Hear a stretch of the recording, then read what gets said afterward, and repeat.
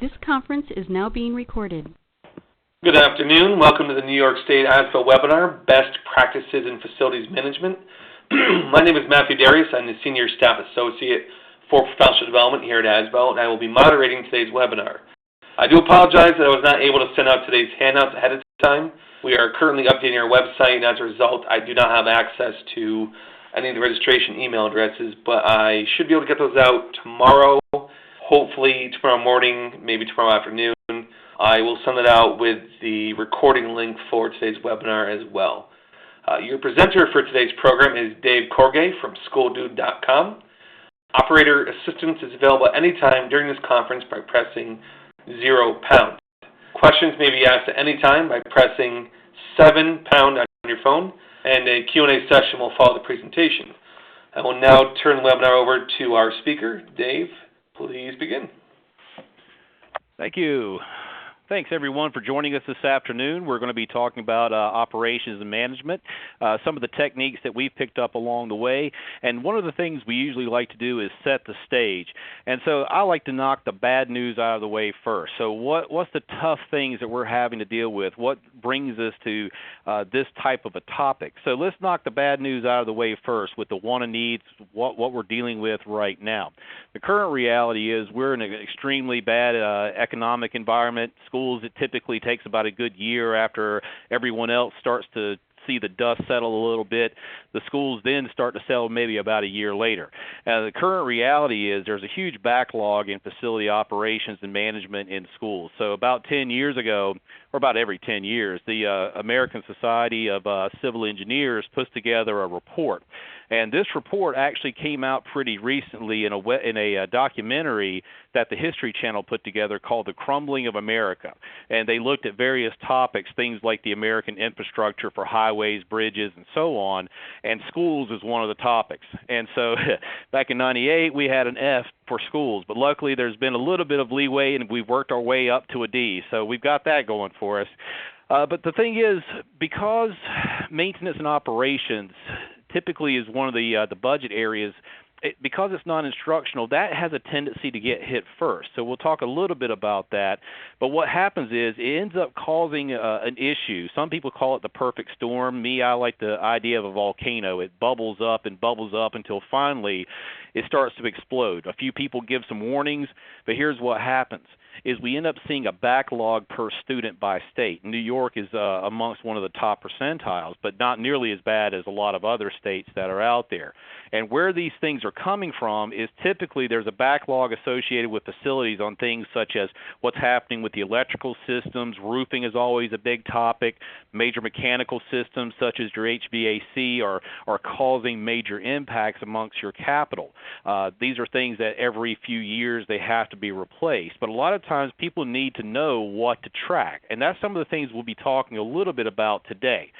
But one of the things that we're having to face is that we have higher expectations with lower budgeting and lower staff. We've been hearing way too many and seeing way too many articles and comments on the news about how operational staff are being cut. There's a lot of people that are having to get creative. But luckily, this is also a time where we get to see some of the most creative solutions that are out there. And a lot of times we have to meet those expectations. We're trying to attract and retain students. I mean, that's definitely one of the things that some of the districts were telling us a little while back, is that even though they are a public institution, they get amount of state and local funding, some of the places are trying to attract students for a tax base. Well, one of the things is that we're trying to attract and retain students. We're also trying to see, for example, once we get those students, how we're going to keep them in place. We got to make sure we keep them happy, keep the parents happy, but also the staff. How do we keep them happy? We'll talk a little bit more about that.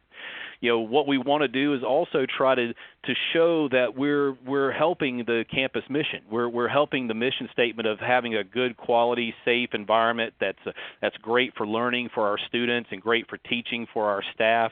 We want those buildings to be adequate when it comes to educational and instructional and technology adequacy to help us get a good edge and help us with the graduation rates and sending the kids off to college that want to go to college. We want to start building the 5, 10, 15-year plans, which luckily New York is one of the states that's ahead of the game with trying to help people develop those 5, 10, 15-year plans. Energy savings comes up a lot as well. That's usually one of the first places many people will try to get some of the savings back into the budget. We'll make a few references to that today, but we've heard many people say that their goal has changed to where that's one of their highest priorities now, since budgets for energy are typically a pretty high amount of the maintenance and operations budgets. Can we reduce energy usage? And we'll talk a little bit about that later. And then reducing operating costs. One of the problems is a lot of people don't know their operating costs. They have a fairly decent insight into it, but unfortunately there's not always enough, and that's definitely one of the topics we're going to focus on today is where are your costs going from an operational standpoint? Are we saving where we can? Are we getting the most productivity while we can? Are we making the best decisions that we can based upon what we know? But typically what we see is that sometimes the maintenance and operations departments, they're not getting the recognition they should be. They may not be tracking everything that they should be, but they're definitely doing the jobs. They just need to show what those jobs are producing. They need to show where those monies are going. They need to show where those jobs are focused at, because they're competing with other budgets. Everybody is competing and fighting over that everlasting dollar, especially at the end of the fiscal year. If we don't use it, we're going to lose it. So there's a lot of competition that's out there, and a lot of times it takes a good insight into what's happening. So we'll talk a bit about that. Once in a blue moon, we'll see the lack of buy-in from the administration. Some folks may know what's happening, but they're trying to focus on all these other things first. And again, I think it's a case where is someone making the right argument? Are they presenting the right case? And I want to talk a little bit about that today. And so, one of the things that with these expectations that are changing and the environments that are changing is that we're seeing a decrease in satisfaction. There's a company we talk to every once in a while called Sightlines that they put together a little database based on some situations that they had seen where if the backlog goes up, the quote-unquote customer satisfaction, which is the people that are in your buildings, that satisfaction goes down. And there was a study that came out a little while back where they were saying well, there's been a few studies, but so, for example, one of the studies was about how the quality of the facilities are related to student performance, and indoor air quality has a direct relation to how many sick days students are taking as well as the grades. But there was also a survey that was talking about how many of the faculty and staff, they would prefer to be in a place that had a nice, clean, healthy, professional environment. It helped them with their teaching versus the folks that were dealing with a lot of dingy classrooms and a lot of problems. They weren't quite as happy as the folks that were, had environments that they liked to be in. So usually there is a correlation between backlog and satisfaction. But there's also a backlog of perception. What you do and what your staff does, your employees do, versus what people think you do. One of the things when we're talking to the facility folks is it's amazing how invisible you are until there's a problem. No one recognizes you for fixing something that they don't see. They may respond well to how well you handled a problem, but they don't know how many problems that you prevent. So there's sometimes a negative perception that's out there, if there is any perception at all. So one of the things we wanted to do was help people close a lot of these gaps. And with all of these problems, the question is, well, why the hell are we even here today? If we're facing a lot of these issues and a lot of these conflicts, it's a case where times are tough, and people are looking for ideas and insight to solve a lot of those pains, and having to be creative, but also having to be more transparent. That's one of the things with a lot of folks with stimulus funding is they have to show where the money goes. And if you're going to make a good insight into what happens with your departments and with your personnel, you have to have a good amount of insight into it. One of the quotes that I'd heard was, if you bring me your opinion, we're going to go with my decision. If you bring me data, we're going to go with our decision, because we can start seeing what types of trends and things are happening. And because M&O is usually one of the first departments that are cut, one of the problems that we've seen out there is people don't have enough insight into what they're cutting. So I'll give you an example. Board meeting happened several months ago. The beginning of the board meeting was cutting custodians. The end of the board meeting was they were going to increase the amount of community use that was happening. Basically, they were opening up the doors for the community to come in and use the facilities more. What they didn't understand was how much overtime the custodians had been putting into setting up, breaking down, cleaning up, and taking care of those events. So they basically were cutting the people that were supporting the events. So there's no telling what's going to happen with that school. I'd be interested to go back and track that group down and see what's been happening with their schools since they let the floodgates open with no one to watch those gates. And one of the other things, you'll hear me make references like that story I just did, basically from other experiences. We want to be able to learn from each other about what things worked and what things you need to be a little bit cautious of. And a lot of it is, you're not alone. There's a lot of folks that are not having enough funding. A lot of folks are having to lay off, or they're thinking they may have to lay off. A lot of folks are thinking they're getting ready to defer maintenance. And that number, 60%, has been creeping up for the last 2 years, which is a little unnerving for those folks like me that are interested in what happens with the behind the scenes of schools. That number used to be 21%. Then it went to 33%. Then it went to 50%. Now it's at 60%. And considering that our schools are already suffering from a lack of being able to be fully funded, that is not a number that's going to be a pleasant afterthought by the time it's all said and done. It's going to make that volcano bubble even more when we have problems with major mechanical equipment failing, indoor air quality issues, pest management issues, safety issues, and also educational adequacy issues. So the biggest thing we always try to tell people is you need to survive and succeed, adapt and overcome. Because the thing is, no one likes change. But the thing is, we're having to adjust to it. That's the good and bad thing about this economy.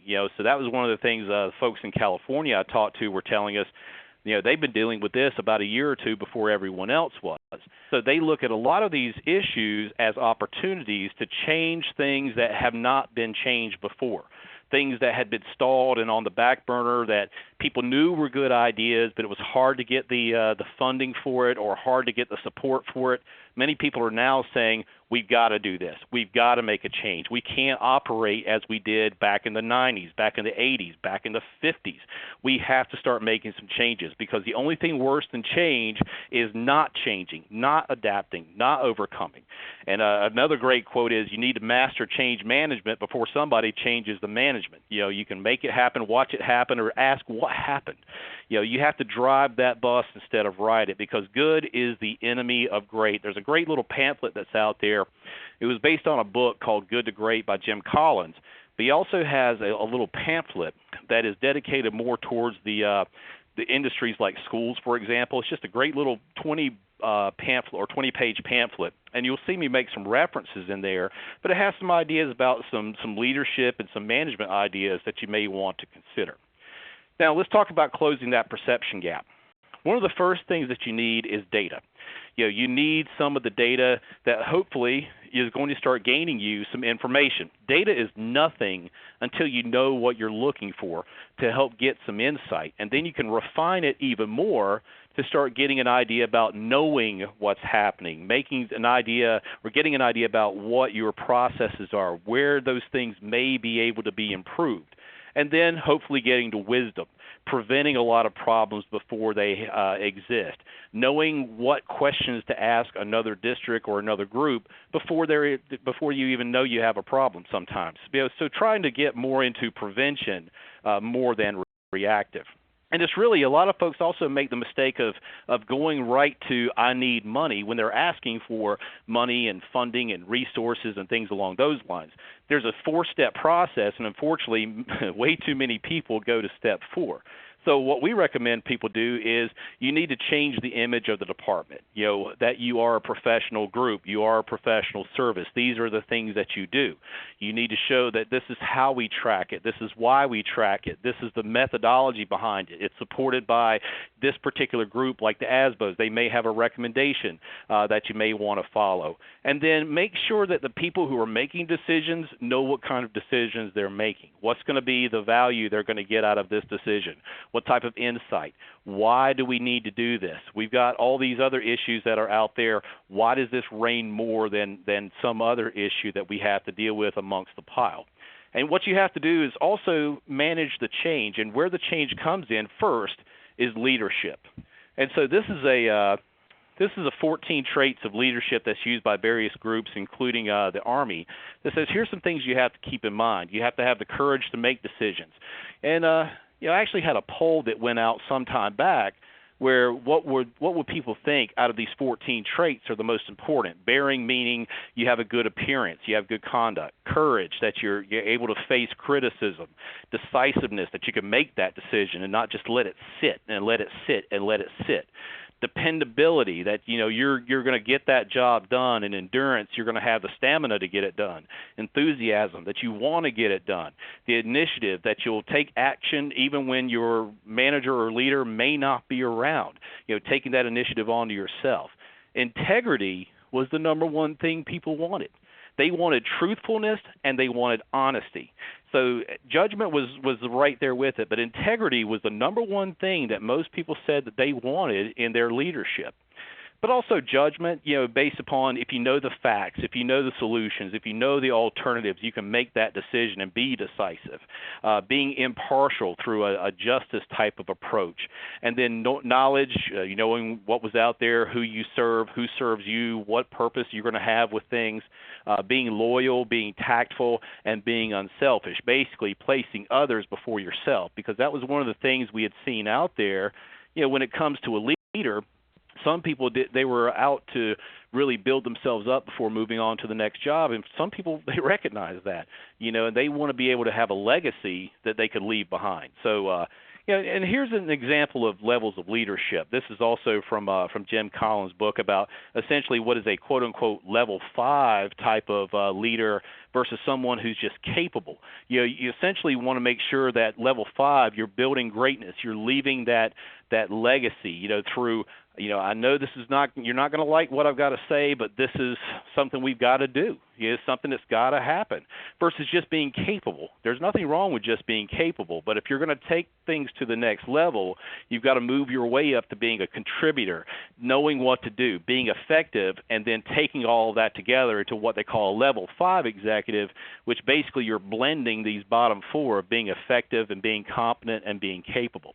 Because really, it's a case where you want to build your people, you want to build your teams, you're helping them build their processes, knowing what information needs to be tracked, knowing that things are getting done, and then communicating. That's one of the things I think, again, a lot of people are not necessarily doing. They know they do a good job and they think they're going to be recognized. Sometimes you have to do a little promotion for a group, or that group has to promote themselves a little bit about what their purpose in the organization is, what type of mission they're out working with, what type of work culture do they have, and then what type of service culture do they have. A great quote that a gentleman told me a couple weeks ago when I was doing some tours through conferences and on-sites is that he tells his people to make sure that whenever they're talking to anyone in the buildings, that person they're talking to is the most important person at that time.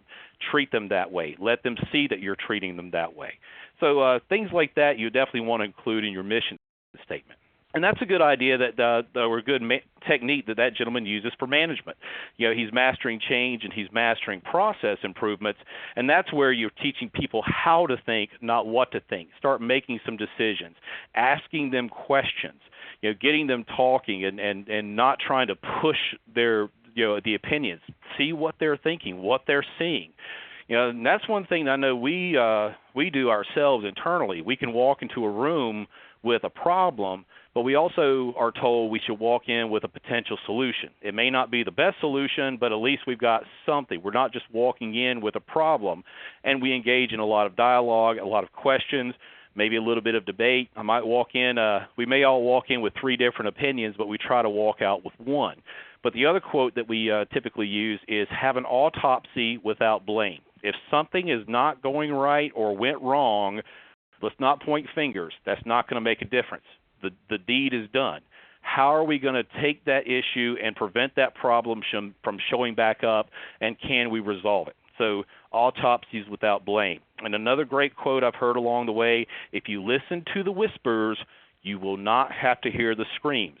That's a case where when people take surveys, for example, some people are not always keen on taking surveys. Well, one of the quotes I've heard is they're already saying it. You might as well hear it. You might as well address it. You might as well take care of it. So listen to the whispers so you don't have to hear the screams. So the other thing to change the image is technology.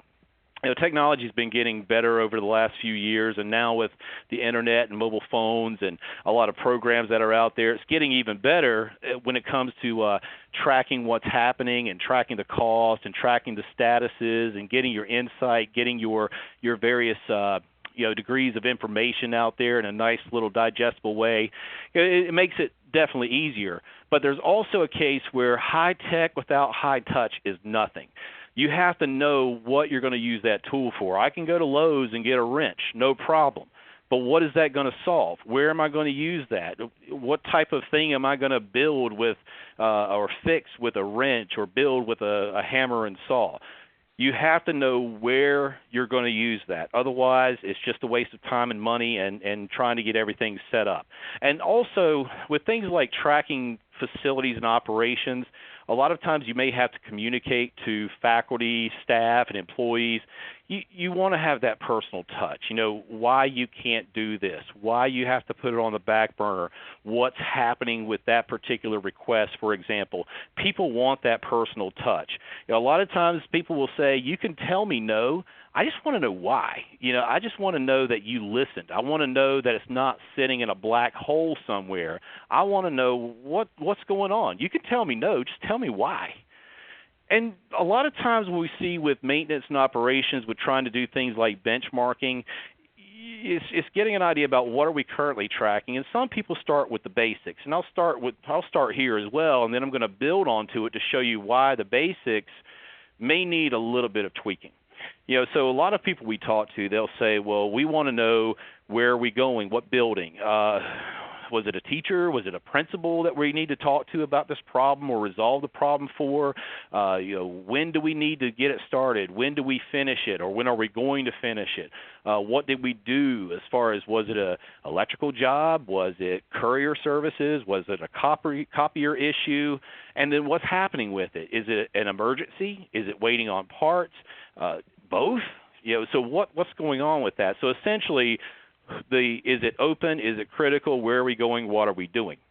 And then some people like to periodically survey their folks as far as how well they've been performing. And it's pretty interesting to see some of the things that come out. In fact, I've seen some surveys where people just try to coordinate what their summer requests are for summer projects. And so what they'll do is they'll say, well, we want a satisfaction survey about our services, but for the summer projects, we want a survey that says, Mr. Principal, how important do you think this is? And Mr. Maintenance Man, how important do you think this is? And Mrs. Business Officer, how important do you think this is? And see what the three people think of for certain summer projects about what's going to get funded and what's going to get put on the back burner versus what's going to get denied. So a survey is not just a satisfaction survey. A survey could be also, what do you think of this? Is this really a high-ranking item or not that we need to start prioritizing what's going to get done versus what we're not going to do? And here's the one that I like to just really scare people with. What can you benchmark? Like I say, there's a ton of data out there. There's a lot of things you can capture. There's a lot of statistics that you can go down to and say, well, I want to see how many emergency jobs I've had. I want to see how often I'm completing jobs in a certain amount of time, and I want to track various categories. And this is all great information, but what you can do versus what you should do, this is where I want to make that transition. This goes back to, you can track anything you want, but what's going to fulfill your goal? What's going to be along with your mission statement? So what should you benchmark? One of the common questions I see out there is, how many custodians should I have? How many maintenance and operations folks should I have? How many IT folks should I have? And a lot of times it depends on your square footage. It depends on your acres maintained. So typically we'll see where a custodian might cover anywhere from 24 to 32,000 square feet. But a lot of it also depends on what level of cleanliness you want to have. So that is also something that has to be determined in benchmarking. So APA, for example, has something called the 5 levels of cleanliness. And it basically is a 1 through 5 ratio. And so, do you want an ultra clean building that's spotless? Or do you not mind that we're not changing the trash out but every certain number of days or once a week or something along those lines? We're not really as concerned if we see a dust bunny running down the hall. It just depends on what level of cleanliness. But that's definitely a benchmark that a lot of people want to see is how many people do you have? My question is, what do those people do? We can, like I mentioned earlier, that one district got rid of their custodial staff, but they increased the amount of community use. So if you don't know what those custodians are doing, it's hard to justify having or getting rid of staff. You have to be able to balance what they're doing along with how many do we have. Budgets. Some people track things against a budget code. Some people track things against a trade type or a service type or some type of offering. How much are we spending? Did we dedicate an exact budget to it? When it comes to running reports in a database or a spreadsheet or something like that, there's a lot of ways to look at data. So even though it may not be a quote-unquote budget code, it's definitely a topic that you may want to track your count of how many occurrences and then the costs associated with them. Now, deferred maintenance, that's another topic that will come up every once in a while is how much of a backlog do you have? And facility condition index is almost like a health gauge that says I want to divide how much I have to do and how much I need to do. What am I going to spend in replacing equipment or patching equipment or maintaining equipment? Take all of that together and divide it by the value of the building. The lower the number percentage-wise, it'll be a percentage number. So if I've got a $100,000 back order with $1 million building, I'm probably sitting at 10% FCI. So what some people will say is if you divide what's needed by the value of the building, the lower the percentage is, the better. That means it's healthier. But once you start hitting that what you need to fix versus the replacement value of the building starts hitting 40%, 50%, 60%, we're going to have to start making some pretty tough decisions. Are we going to have to renovate? Are we going to have to start considering adding new areas? Are we going to have to renovate, build? It's basically you're going to have to start making some decisions based upon what it takes to fix it divided by the value of the building to get a percentage. Okay. And then customer satisfaction, are they sitting at a 80% satisfaction rate, 90% satisfaction rate? Is that good? Is it bad? That's usually very objective. Some people say they're fine with about 80% satisfaction level, but maybe they set a goal to move up as time goes on. And then response times do come up quite a bit. And where you're going to see that, I'm going to have some statistics a little bit later that talks a little bit about if we're doing more routine and preventive maintenance, that we reduce the response time. When you reduce the response time, you've got happier people in the buildings and you've got a more satisfied department that you're working with as well, because the more you can prevent, the less your guys have to do with emergency situations, which also reduces their backlog. So we'll talk a little bit about that. But first what we're going to do is this is a benchmark statistic that's actually from our database. We have probably a good 4,000 to 4,500 or so districts that we've been tracking with our work order system. It's all anonymous data, but a lot of folks said, you've got this big database. Can you start trending some things? So that's something we started doing in the last year, is getting some anonymous benchmarks and some anonymous statistics like we'll be going over today. So for example, how many work orders does the average group have? And it's usually on average just over a work order per student. So if you're 3,000 students, you're probably doing a little over 3,000 work orders a year, probably close to 3,500 work orders a year. And a lot of those things are routine maintenance, after-hours event types of maintenance, emergency maintenance, or service call types of maintenance. But typically on average, it's just over about almost 1.1 work order per student per year. And as far as the topics of what most people are dealing with, on the national level, HVAC comes up a lot. But in New York, plumbing and electrical come up a lot, and HVAC is a solid fourth. So these are some of the types of things that your peers are working on, a lot of issues with burst pipes or water fountains, and also some electrical upgrades or electrical replacements or new installation projects. Maybe we've got to upgrade a server room and we need this cabling and wiring put into place. That would be the type of electrical job that's done out there. So these are some of the typical things that a lot of the folks in New York are dealing with as far as the types of jobs. And one of the things we always tell people is, yeah, we've got this great database, but no one tracks it the same. Some people track cost, some people don't. But it's one of those things, if you're going to benchmark yourself, you need to determine what types of things are you going to benchmark. Are you going to track any types of labor or purchase or contractor transactions? If you do, you start getting some insight, such as, well, how much are we spending time-wise on housekeeping versus event setup? And if you'll notice, in that list, the little graph there, the first one is general maintenance. Now, I'm going to go off on a tangent here. General maintenance doesn't tell me anything. You might as well tell me miscellaneous. I don't know what general maintenance is. It's anything you can't or don't want to classify or categorize. So when I see a graph like this, the first thing I go is, what is general maintenance? That doesn't tell me, are we setting up for an event? Are we fixing a problem? Was it a system failure? Was it vandalism? Was it accidental damage? Was it a power surge? So I always tell people, avoid using a term like general, because you might as well say other or miscellaneous, and it doesn't give you that much insight. So it's a great little graph, but it's one of those that I usually have to question. But when I see housekeeping and event setup, and I realize that's one of the top 1 to 2 people that are getting cut in maintenance and operations, how much is this going to affect? And if I'm not mistaken, that is a New York graph. That is not a national graph, but the national graph should fall along those same lines. But I also recommend tracking the purpose of the job, because of that whole thing with getting insight. Why are we doing this? Why are we doing it because it needs to be done? So I'm going to talk a little bit more about purpose, and then tracking up any follow-up needs. Do we need to get parts?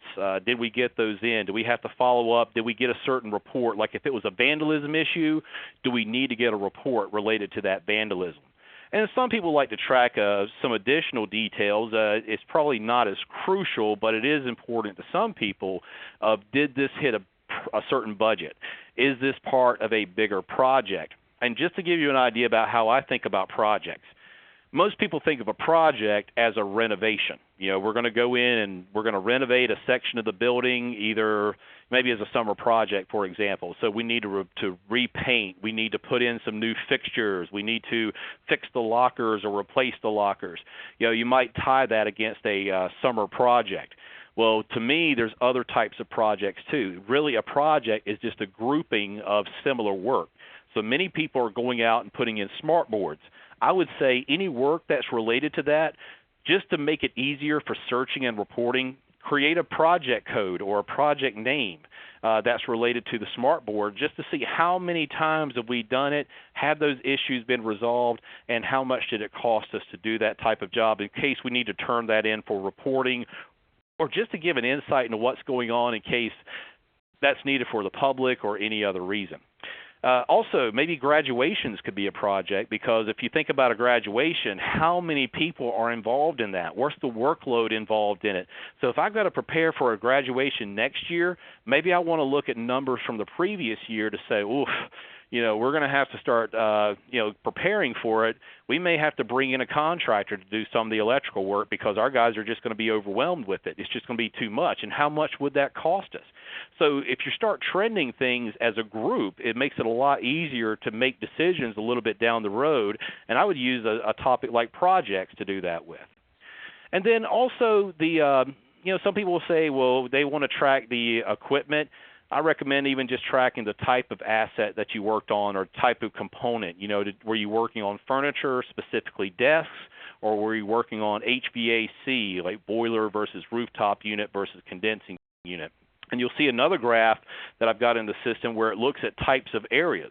How much time are we spending in classrooms versus cafeterias versus auditoriums versus grounds?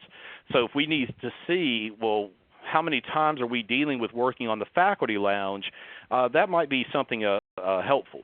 Okay, or it could be used. Some people said they use that for justification on building a faculty lounge based upon how many times they had to deal with personal appliances. That's something I'll make a few comments about later. But here's some additional stats that are out there. So again, many people are asking about, well, how many people do you have? And a lot of times we'll see that the average, for example, is in the average district, it's probably around 26 when it comes to maintenance staff, electrical, grounds, custodial. It's a combination of all those folks that are operational. And on typical, it's a case where it's about maybe a third of a work order per student, for some of the New York folks that are out there, but they're getting quite a bit done. So 9 out of 10 jobs are getting completed pretty quickly. And you'll also see things like labor and contractor costs and material costs. Material costs are a little bit higher in New York than they are in the other parts of the nation. So that's just one of those cases where you may want to it's a lot lower than some of the other folks in the nation. But one of the things that you'll notice, for example, one of the folks that came to us and said, can you help us try to get an idea about supplies, about how much they're costing? And one of the things we did was we said, okay, well, let's take a look at what information that you're tracking. And they were saying, this is how much we spend in materials right now, and this is how much it would cost us in this other area. So what they were able to do is say, well, see, a lot of these materials we can actually house, and it's going to be cheaper in the long run versus outsourcing, some of these things. So some things it's good to outsource, and some things it may be a case to stock in-house as far as materials that you're using on a periodic basis versus getting them on a just-in-time basis. It may depend on the contract that you have with the vendor, but again, insight is what's going to help you with a lot of things like materials. Because typically you're going to see with supplies, a lot of your mechanical pieces are going to be a little more expensive because you're having to deal not just with belts and hoses and filters, but motors, little bits and pieces, parts, supplies that have to deal with the maintaining of the building. And instructional is up there as well. But mechanical is one of the places that you may want to get some insight into how much are you spending on those materials and look to see if there's something you can do through a joint purchasing agreement or through renegotiating with a contractor. But all of that starts at the local level. It's hard for you to get an idea about what you're doing amongst your peers if you don't know have some insight amongst your own stats. So how much are you spending on certain contractors coming in if you need to renegotiate, or you're looking at having an in-house person, or you're looking at changing vendors? How much are you spending, and what's the percentage of the cost that you're spending out of your budget on those groups? Plus a lot of the labor that you're doing. Are we seeing that some of our folks are just overloaded? We're trying to justify having a new person. It's a lot easier when you've got those statistics to say, well, is it a case where we need to transfer a person from one department to another, or increase the amount of training that they have, or do we need to hire someone? Those are some of the types of things you want to be able to see in a lot of your statistics by tracking labor, hours, cost, materials, contractor cost, and what companies are providing those costs, so you can start getting some insight into your stats. And here's an example of a group I know is tracking things pretty well, where what they were saying is over a time period, their average emergency work order was almost $300 per incident. So anytime you have emergency work, that's automatically going to triple your amount of cost. And emergencies could be things like security issues, maybe a door is not quite working the way it should, could be a vandalism issue. Another emergency item could be a case where a piece of equipment has gone down. It's a very critical piece of equipment, like a heating system. I would say that would be an emergency if that goes down, especially in January. So typically you can count that your typical emergencies are going to be about 3 times more than your typical job. Now that stat's going to be very important here soon, so keep that in mind. The average work is about, or imagine emergency job is about $300 per incident. So where that data is going to come in from, I mentioned earlier you need to be tracking why. So think about it whenever someone is asking you for money, or whenever you have to present a case for money. One of the first questions you're going to get is why, because think about it with your own kids. Whenever one of your children comes up and says, can I have $20? Probably one of the first things you're going to say, if not the first thing, is, well, why do you need it? I'm pretty sure do you want to go to the movies? What are you going to do with the money? So be able to have reports that help address that why question in order to help make that decision a little bit better and see if there's something trending out there. So, for example, one of the gentlemen I talked to in California, he had an issue of accidental damage, and I don't think enough people track accidental damage. They track vandalism pretty well, but not everyone tracks the amount of accidental damages that occurred. And so this gentleman was saying that every time there was a kid on a skateboard crashing into a window, it was a case where one of his business officers was asking, well, why are you having all these glass jobs that are about, and how much are they costing you? We've seen this window busted several times. What's going on? Why is this happening? So he was saying that, well, it's a case where these kids are coming on campus, they're skateboarding on campus. Even if we've got signs up, they still come in anyway. They'll go riding this little brick walkway, trying to skid across it, and then they'll trip and go headfirst into a window.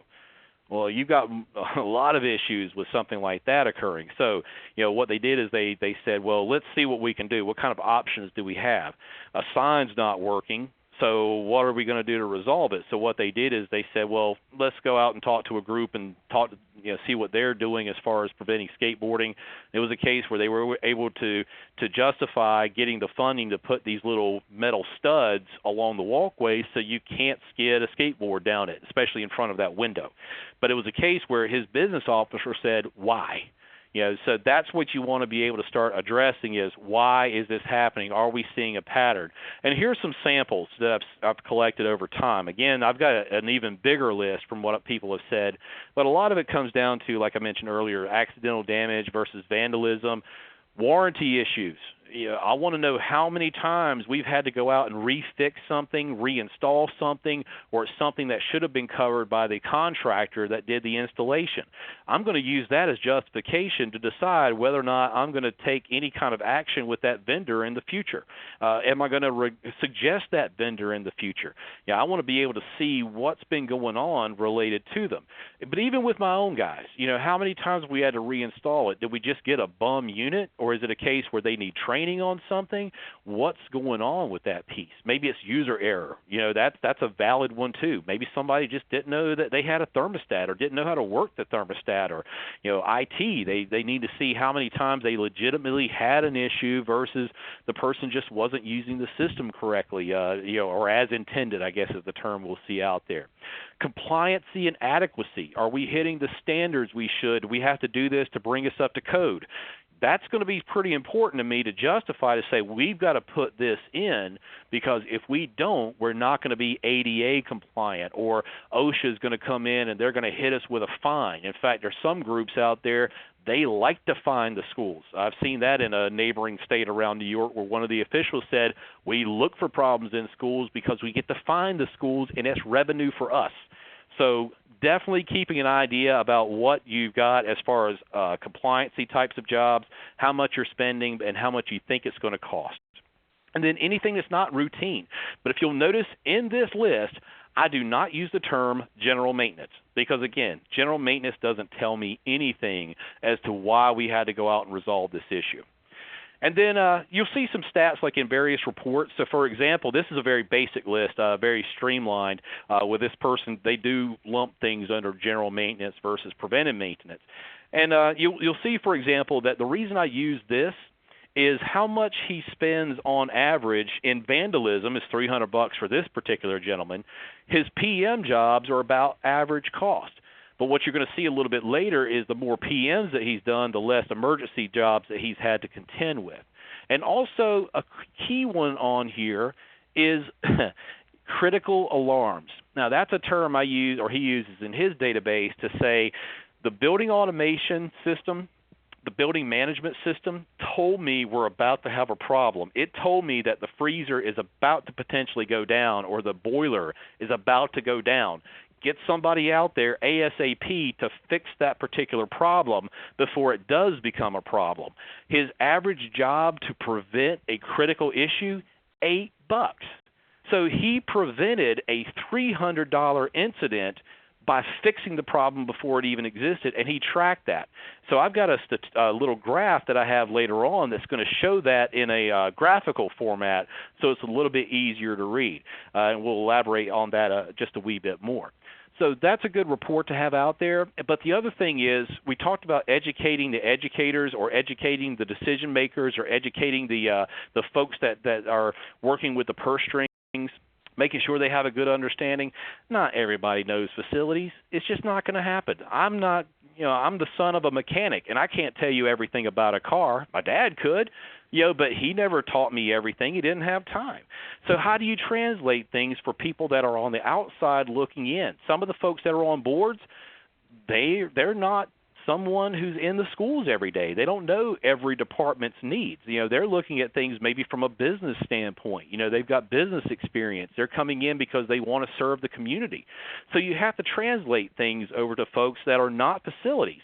And sometimes it's just interesting to see what comes out. So, for example, these are some things that came in from some folks in New York and Michigan, and a gentleman also in North Carolina, where they translate how much is maintained or how much is cleaned by how many houses. So they'll say the average house is 2,000 square feet, a three-bedroom house. So on average, you may say, I've got a 40,000 square foot school.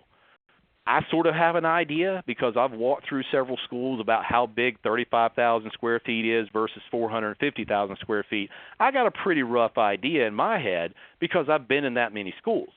But someone who is not in the schools every day, or is only in them every once in a while, they may not be able to grasp how much 35 or 40,000 square feet is, or 100,000 square feet is. So translate that into number of homes. So the average person maybe has a 2,000 square foot home, 3-bedroom, 2-bath.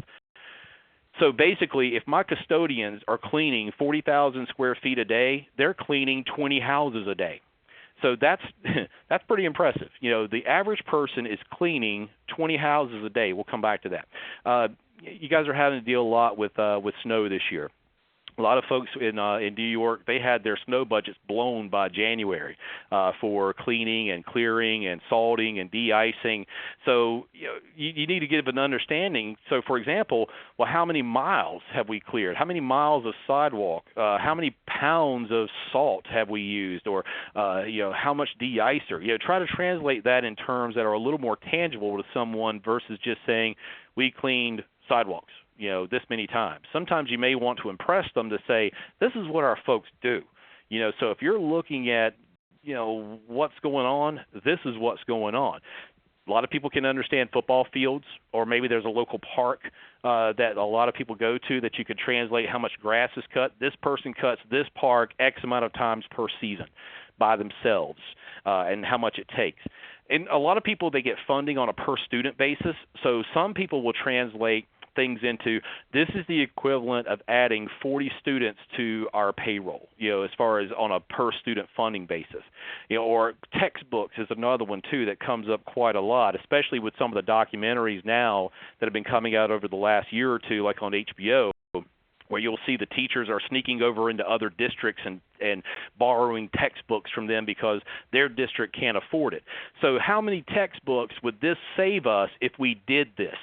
How much would that put back into the budget, not just dollar-wise, but textbook-wise, student funding-wise, and so on. And one of the things I wanted to make the comment on about the how many buildings are out there, this 40,000 square feet equals 20 homes that are being cleared right here. Where this comment's going to be coming in is, number one, this is how I got to that number. So, this is actually a district. So we've got 7 schools. They're used 17 out of 24 hours a day, 350 days out of 365 a year. Almost every day of the year, this building is in operation. You might as well say it's every day but a holiday. It's not in operations.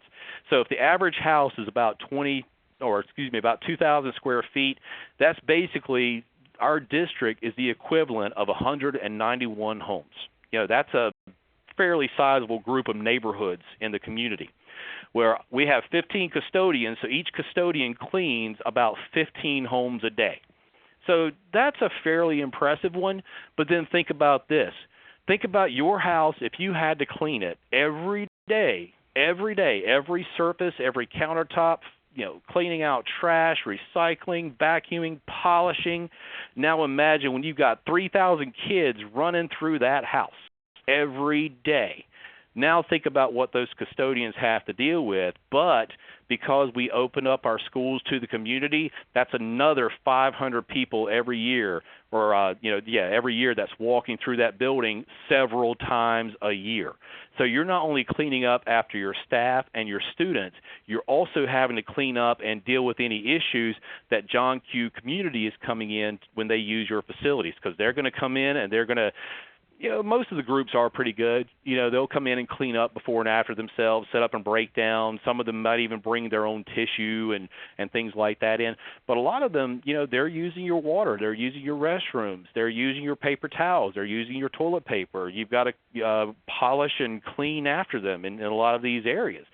That's what starts to come up after a while. A lot of people don't think about when they think about their custodial staff. And again, it's a matter of knowing the numbers and translating the stories, because this is a visual standpoint where I took the information that I was tracking and said, now let me put that into a graph to start benchmarking how many times my custodian and my IT group are having to deal with audiovisual types of incidents, cleaning up, setting up, breaking down. My food services are going to be impacted out of this. Again, if you don't know what you don't know, so start tracking what you don't know, or you need to start arguing, because here's that bullseye. When you start looking at operations is typically 10% on average, about 10% of a budget could fluctuate 8 to 12% depending on how much utilities are. 10% is a good average, and that's usually where the first bullseye is, because instruction's got to come first. We've got to take a look at transportation. We've got to get the kids to the place to get them instructed. And then we've got other support staff and other administrative types of things we have to do. M&O is typically the first one, because people think of it as an intangible without knowing there's some definite tangible effects out there. And a lot of these things that get cut first is preventive maintenance, and that's something that should not be cut. It is a high priority. Even though it typically gets put on the back burner for whatever reason, it is a high priority. And typically some of the challenges that are out there with preventive maintenance is, number one, translating that it is important. Number two, where to start and where to include, because a good PM program for those folks that are not doing a lot of preventive maintenance, they're fighting a lot of fires, they're usually understaffed, too much stuff, not enough staff types of scenarios. They need to know where to get started. And it usually takes a good 18 to 24 months to get a solid preventive maintenance program in place. And again, it's a case where New York has some good recommendations that have come in from the state that says here's some things you may want to consider with setting up a preventive maintenance program. And this is why you need to do it, is that the more PM you do, the less reactive and emergency work that you do, because typically you're going to cut out about 25% of your reactive work. And when you start thinking that the average reactive job is about $200 to $300, and you're doing about $3,000 a year, so you figure 25%, you're probably doing somewhere around, we'll just pull a round number and just say it's somewhere around 600 work orders are going to be emergencies times $300 a pop. You could be spending $20,000 in emergencies. That could be how many textbooks would you be putting back into the classrooms? How much would that go towards reducing your energy costs? Would that go into funding another project that was unfunded? So knowing where these things are and what their financial impacts are going to be very crucial. And I would say the corrective versus PM being 2 to 3 times more is conservative. If you think about your car, I used to have a Mazda that had a timing belt. If I didn't replace that timing belt every 60,000 miles, I would have some serious problems. That timing belt cost me on average about maybe $500-600 by the time it was all said and done to replace.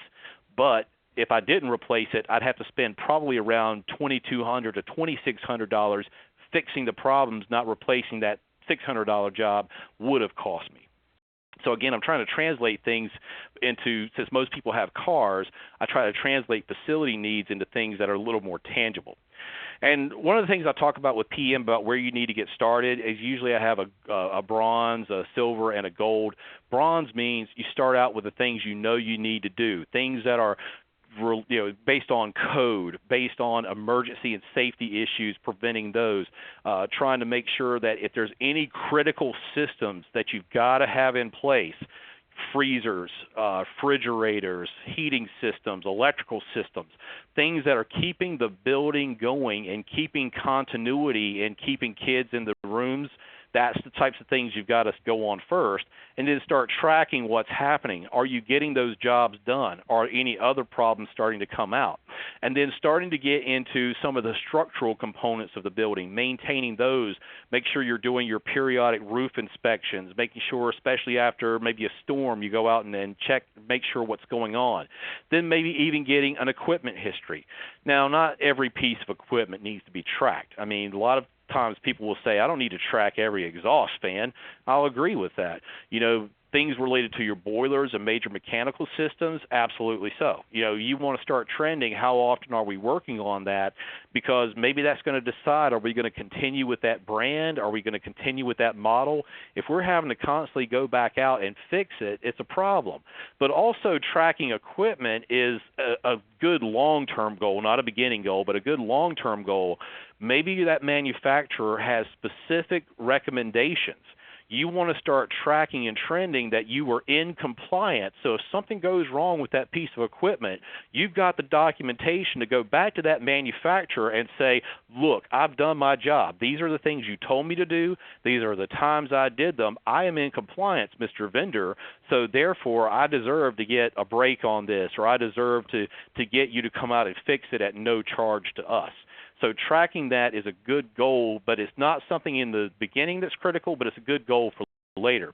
And this is that group I was talking about where they do a lot of preventive maintenance, and they also do a lot of prevention jobs. So essentially, they're getting a high completion rate of preventing issues at about 90 or so bucks a pop. They're preventing a lot of $300 jobs from popping up, and then also they're integration with building management, knowing what's happening with the alarms in their system and preventing those problems before they become bigger problems. They're basically saving, we'll say probably around $100,000 to $120,000 by preventing those problems before they do become problems. And again, how many books would that put back into classrooms, or how many students is that equivalent of funding for, and how many projects would you be able to fund out of that $120,000? The ultimate goal, this is something that I've only seen a handful do, but it can be done, is become 80 to 90% proactive versus reactive, where you're doing routine maintenance.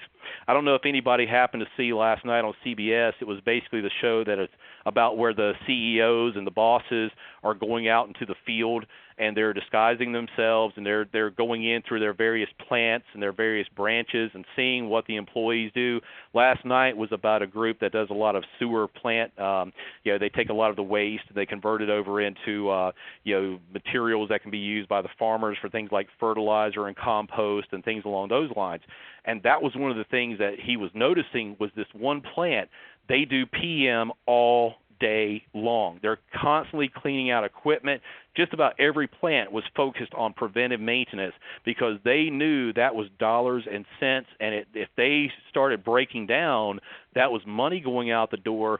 Plus, it was also a case where they were going to have to spend a ton of money getting that system back online, and they were going to have a whole backlog of issues that came up along the way. So that's, I think, not enough people realize. If you don't maintain your house is just going to go to pot in no time flat. So why would you not maintain your house? Same thing with a school. People they'll build a new school and think all is fine, it's brand new. But as soon as those doors open, your buildings are going to start deteriorating from wear and tear. So you need to make sure that you're maintaining that investment.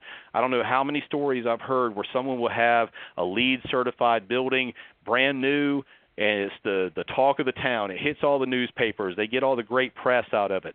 But then 8 years later, that is the worst performing school. The reason is they built it and they didn't budget anything to operate that school. They figured, hey, we got maintenance guys, we got custodial guys, we'll just build a brand new building. We don't need to stock anything different. We don't need to put any different people towards that. It's a huge mistake. We don't need to maintain that building. It's a huge mistake. So that's one of the things that, just not to get on a soapbox, PM does make a difference. It does make a huge difference, and it needs to be promoted. Because here's where you're going to start seeing how much have we done. Are we getting our jobs complete? Are we staying on par? 86%, that's great. That we've scheduled these jobs, we're getting these jobs done, we're making the difference. Because here's the average. This is from our national database. So the less PMs you're seeing down in red, if your percentage of jobs that are preventive is low, then your emergencies are higher. So that's something that the average group does out there that on average does about 20% documented preventive maintenance, maybe 10% documented preventive maintenance. But the folks who are doing a lot of PM and they're documenting it, they have a huge reduction in emergency jobs. So essentially you're flipping that chart upside down, that you're doing 25, 30%, 80%, whatever that number is. If it's a higher number of preventive maintenance jobs, your emergencies are going way down. And remember, that top number is $80, that bottom number is $300. So again, multiply that $200 difference times about a minimum of 3,000 times that's going to be occurring. And we know it takes time. I mean, it always takes time, but there's a lot of great benefits that are coming out of it, not only in savings, but extending the life of the equipment. Not making sure we're not just getting 20 or 25 years out of a piece of equipment. I mean, some units you can get 35, 40 years out of them and put that capital expense towards other things. Whether they be instructional or whether they be non-instructional, but also any air quality issues where you're not having kids. A lot of people get deemed because they have a lot of sick kids. How many absences do you have? The better indoor air quality you have, the less problem you're going to have with asthmatic kids having issues or people getting sick all the time and having to take sick days, and energy as well. Energy is one of those things that, again, it's a huge impact because that can be 50% of a maintenance and operations budget right there, especially with the way things are fluctuating and gas going through the roof right now. I know for me it's probably close to $3.60 a gallon. So you can imagine what some of these other utilities are going to be charging just for supplying gas to the buildings or getting the items there. A lot of these companies providing supplies. It's going to be a huge ding. So utilities is one of the things that affects us all. And the older the equipment, the less efficient it's going to be, unless it's been maintained properly. That's going to be less of an impact. And plus, we have to do a lot of conservation efforts now. A lot of folks are very concerned about sustainability projects and going green and trying to see, can we do anything with solar? Can we do anything with biomass? Can we do anything with wind? Certain programs work pretty well. Some of them you have to be a little cautious about, but know where the spending is. What's your most efficient building, your least efficient building? What's your cost per square foot? What's your KBTUs as far as, comparing the buildings? Because typically the average total, now I'm talking not just electrical, but all utilities rolled up, is just under $600 a student on a national average. So some folks are fortunate enough to be down in the very, very low hundreds. But, probably American School and University was saying that sometimes it could be on average $330 a student, for some of those folks. So that is a huge expense right there for a lot of the folks that have their budgets. And, trying to look and see what people are trying to do with cost avoidance. A lot of people are trying to hit a lot of the low-hanging fruit when it comes to their utilities. So things such as, what are your personal appliance policies? You're going to want to evaluate those, get the kids involved to say, we're going to write energy tickets out for those teachers and faculty and staff that are leaving lights on, leaving computer screens on, leaving water running, things like that. Incentive programs, going back to the schools and saying, if you have saved this amount, we're going to give you this. But I've also seen an incentive program where the custodians get rewarded. Since the custodians are first in, last out of the buildings most times, then I've seen where one person has a program that says, we're going to give you a percentage of the potential savings. We would have spent $300, we spent $200, I'm going to give you a percent of that $100 that's been saved. And he's had a lot of great results where he saved $220,000 just the first year from having the kids and the custodial staff involved. But transparency, again, where is your spending? What buildings are seeing the best and the worst impacts? If we're seeing good impacts in one school, let's try to replicate that in others by seeing, well, you're spending $89, you're spending $130. How do we get this group down to $89? Get a lot of those folks involved and see what's happening with your fixtures, your vending machines, your water fountains. What could we do with the lighting programs? Is it going to be efficient to go to LED? What will be the impacts? you're going to have to see where those records come out. But making a lot of those adjustments and adaptations is a big thing. So what I want to do is take a breath. Do we have any questions that have come in through the chat area? Or am I just that good? Matthew? No questions that I see. That will work. That will work. And then just some last-minute things as far as what's happening in a lot of the groups. When it comes to a lot of the facilities, that's definitely going to have an impact on your utilities as well. You're going to figure about 5 to 15% of your energy consumption is probably through community use. So if any programs you can do to see what schools are seeing some of the biggest impacts, and getting some graphs as far as the cost, the amount of groups that are coming in, and how much are you charging for those groups. You need to get a good understanding of that through tracking things like your invoices, your costs and expenses, making sure that you've got any of those statistics tracked down and put into some of the graphs and reports that you may need for executive style reports. Okay. All right. Matt, Okay, this time, any final questions, please hit 7# on your phone to talk with Dave.